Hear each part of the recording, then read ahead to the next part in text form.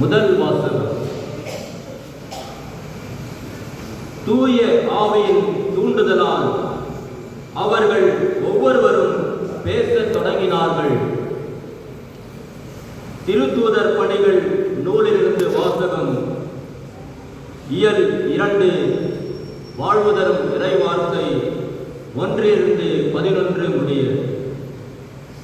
பெந்தகோஸ்து என்னும் நாள் வந்தபோது சீடர்கள் எல்லாரும் ஒரே இடத்தில் கூடியிருந்தார்கள். திடீரென்று கொடுங்காற்று வீசுவது போன்று ஓர் இரைச்சல் வானத்திலிருந்து உண்டாகி அவர்கள் அமர்ந்திருந்த வீடு முழுவதிலும் ஒலித்தது. மேலும் நெருப்பு போன்ற பிளவுற்ற நாவுகள் ஒவ்வொருவர் மேலும் வந்து அமர்ந்ததை அவர்கள் கண்டார்கள். அவர்கள் அனைவரும் தூய ஆவியால் ஆட்கொள்ளப்பட்டனர்.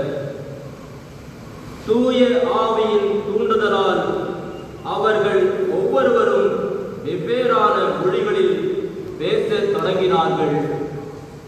அப்பொழுது வானத்தின் கீழுள்ள அனைத்து நாடுகளிலும் இருந்தும் வந்திருந்த இறைப்பற்றுள்ள யூத மக்கள் எருசலேமில் தங்கியிருந்தனர். அந்த ஒலியை கேட்டு கூடிய திரளான மக்களுள் ஒவ்வொருவரும் தம் சொந்த மொழிகளில் அவர்கள் பேச கேட்டு குழப்பமடைந்தனர். எல்லாரும் மலைத்து போய், இதோ பேசுகின்ற இவர்கள் அனைவரும் கலிலியர் அல்லவா? அவ்வாறிருக்க நம்முடைய தாய்மொழிகளில் இவர்கள் பேசுவதை நாம் ஒவ்வொருவரும் கேட்பது எப்படி என வியந்தனர்.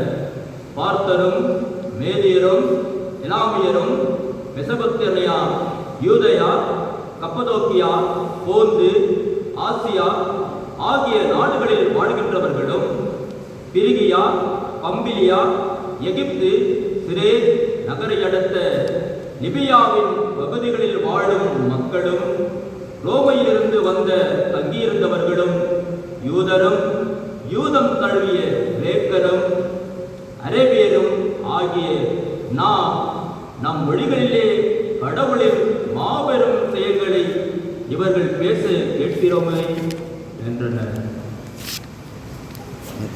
இது ஆண்டவரின் அருள்வாக்கு. இறைவா உமக்கு நன்றி.